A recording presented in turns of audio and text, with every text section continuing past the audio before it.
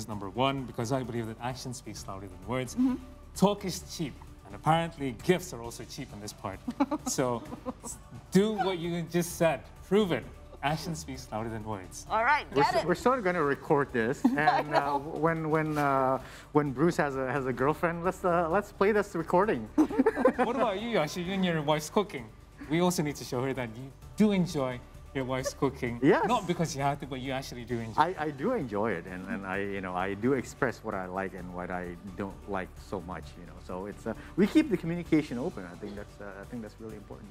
Exactly. Now that we have discovered our own love language, but it's only right if we invite Zoya Amirin, a sexologist and also love life guru, to help enlighten us more about this topic. Hello, Miss Zoya. Thank you so much for joining us today. Let's just dive in. Could you explain what love language is and how many love languages do people need to know? Okay, so first of all, I want to say congratulations for Yasha, of course. Oh, thank you. Congratulations for newlywed. Thank you, Zoya. I know I'm already writing on Instagram, but still, it's different, right? Thanks so much. Okay, so love language, it's actually, it's very interesting. It's founded by Gary Chapman, based on his counseling session with the congregation.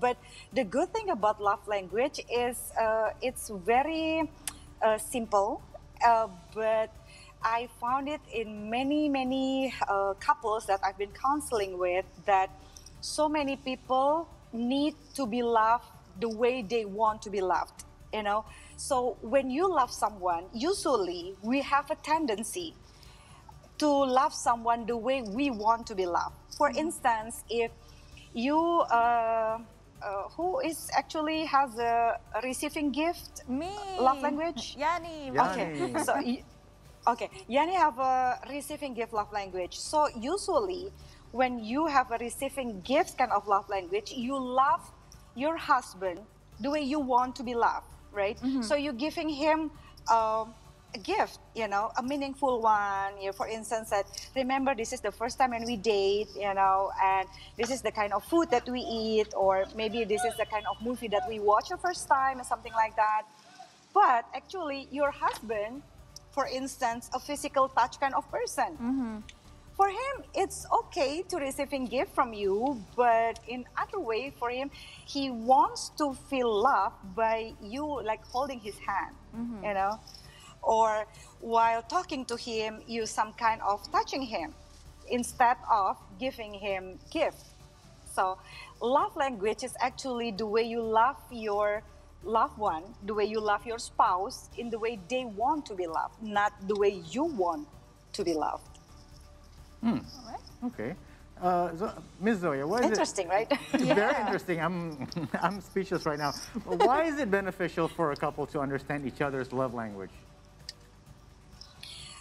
So you don't assume, because sometimes when we get married, when we love someone so much, we assume that love is enough to make you like, you can be like a Senaya, you can predict whatever that your spouse or your partner thinking, you cannot be a mind reader, you cannot assume, but you need to love someone the way they want to be loved.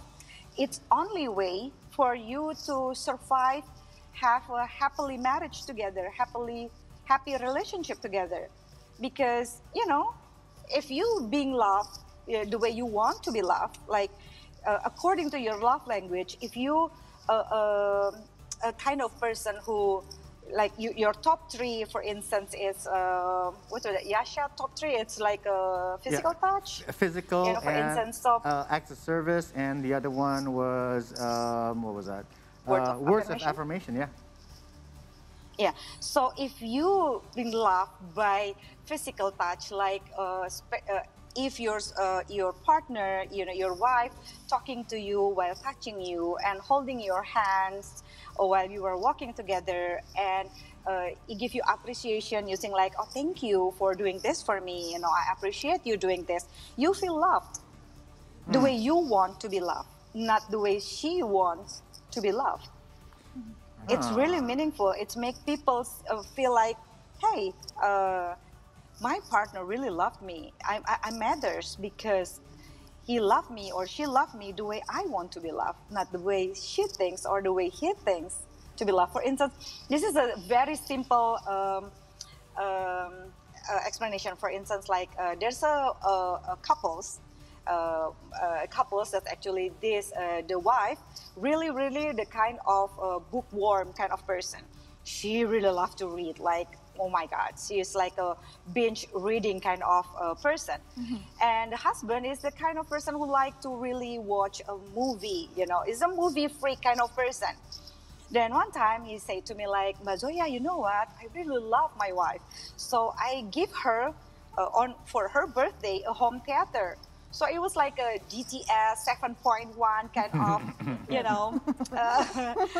also the awesome kind of things, like for a movie person will be like, wow, this is so cool, You can see, you can hear the helicopter coming from behind, all the surround system. It was so awesome.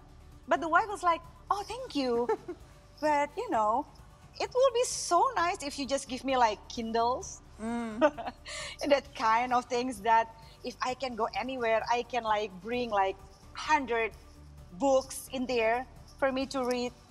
It's not like she's not appreciating what he gave for her, but the thing is, it's not her thing, So it matters.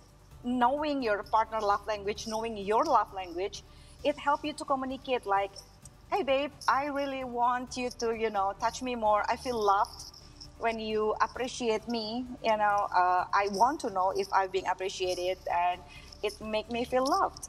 So it's important for you to understand your love language. It's important for you to understand your partner love language so you can love your partner the way they want to be loved. So you also deserve to be loved the way you want to be loved. It seems that in that case, the husband was buying the surround system, the entertainment system for himself, knowing that the wife wouldn't like it. So right? At least one out of the two in that couple would enjoy it. Okay. So Miss Zoya, all right. Miss Zoya, is it normal to have more than one love language? Oh yeah. Some of people who's actually having like, for instance, that maybe you guys like have like more than 20% of the love language that you actually make a calculation there. That some of the people have like, I met one person who have like all the love languages like 20%, 20%, and 20%. It happens. Yeah, but I know it's kind of like, oh, this is a lot to love. But I think it's even more, make it easier for that person to be loved is this person have like a lot more love language than it is, right? For instance, if you only have like one love language, for instance, like you have like, 80% of receiving gifts or quality times, it means they really, really want to be loved in that way. But if you have like a lot of more love language, it make it, you're a lovable person, probably. Like it's easy to love you in so many ways.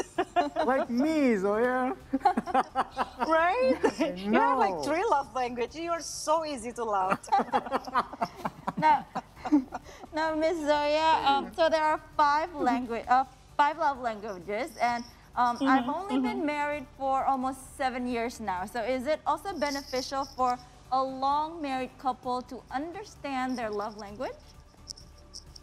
Yeah, it's not just for married couple actually. If you open the website before you entering the couple love language, you also have a love language for kids. Yeah, it's also it can be changed through time, maturity, experiences, but it's so much easier not just for couples but also for couples with their kids, for your friends, parents.